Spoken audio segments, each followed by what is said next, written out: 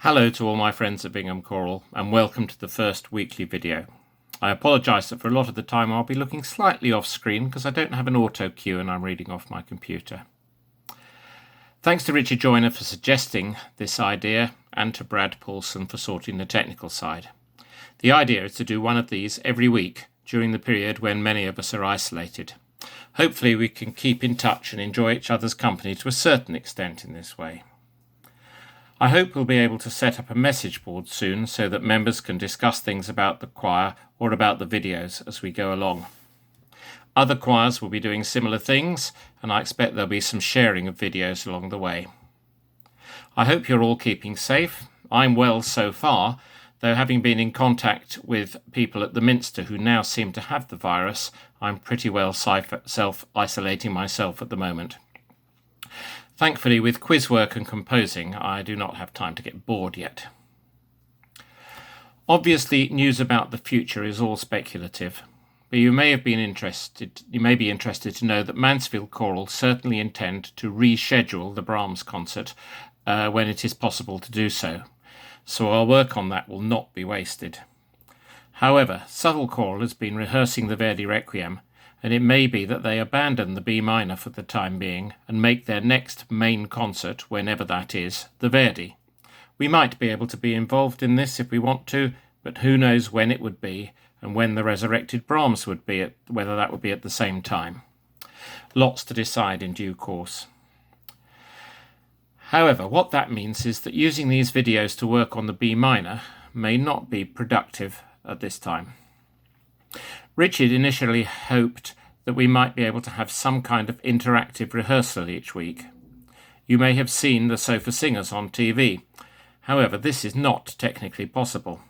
The Sofa Singers were not getting the experience it seemed to imply on the news, though you could see lots of people on screen. Each person was only able to hear themselves and the person leading it, not all the other singers. So that hoped-for experience is not possible, at least yet. So that's where we are, and here is the subject of the first session. You'll remember that when you voted for pieces to include in the 2021 prom concert, you also put forward choices of folk songs which might be included in the folk song Fantasia, which I'm writing for the same concert. I'm really excited about this project and very grateful to the committee for the commission, and I should have rather more time to work on it in current circumstances. You may remember the idea is that I write a piece using one folk song from each of the 4 countries of the UK. I thought I'd tell you a little about the process of choosing the songs and then which ones have been chosen. You may remember that the names of those who suggested the included songs will be mentioned on the score. 2 important things here. I didn't know who had chosen which song until after I'd made the choices, and Richard says when more than one person selected a chosen song, Richard organised a ballot to choose the person who will be named on the score. Thank you for all the suggestions. There were 49 folk songs suggested in total, which would have made 39,600 combinations of 4 songs.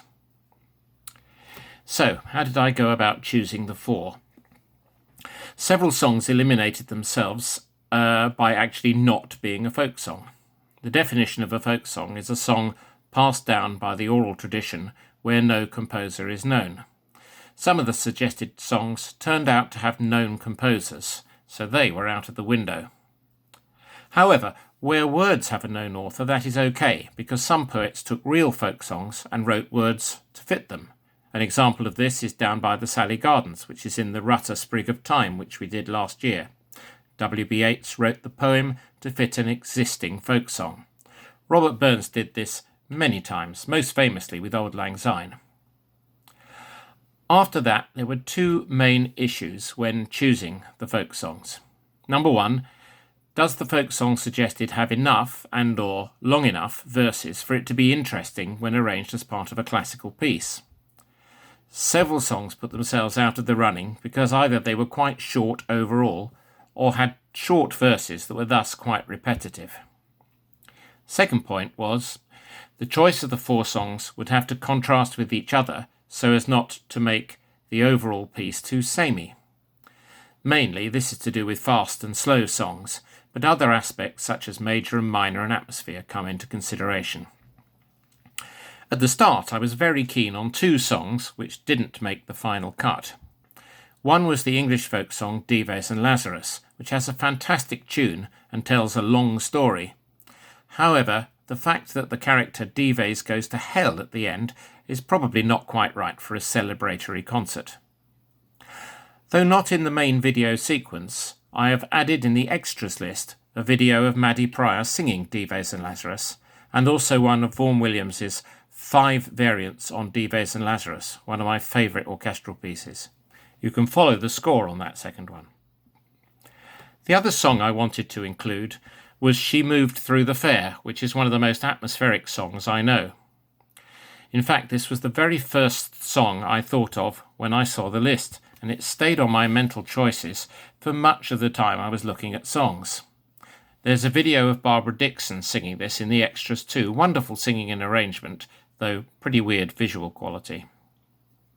The one thing that worried me about She Moved Through the Fair is that it is Irish and not Northern Irish. Initially, I was happy to put that aside.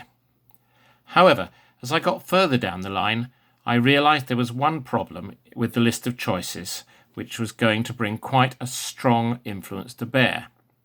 Once you eliminate the non-folk songs, the short folk songs, and the songs I didn't like much, there was not much to choose from on the Scottish list.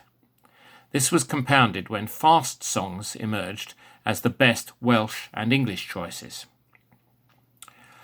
One song I really liked from the Scottish list was Car the Yows. I've loved this song for years, and I can see how it would work in the context of the Fantasia, particularly as we have a Scottish mezzo soloist. More about her later. However, the stillness of this song is too similar to She Moved Through the Fair, so She Moved Through the Fair had to go.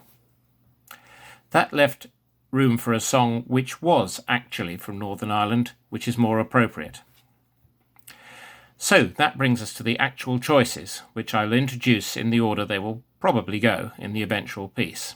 So first, Car the Yows. This was chosen by Hugh Cadwallader. Thank you, Hugh. I have yet to decide whether to use the original words or the Robert Burns version. If you don't know it, the words are both a love song and a song about driving sheep. Now, this is where you stop watching me and check on the video marked video 2 on your list to hear Vaughan Williams' arrangement of Car the Yows with a very good tenor soloist. When you've finished listening to that, click on video 3, which will be the next bit of me talking.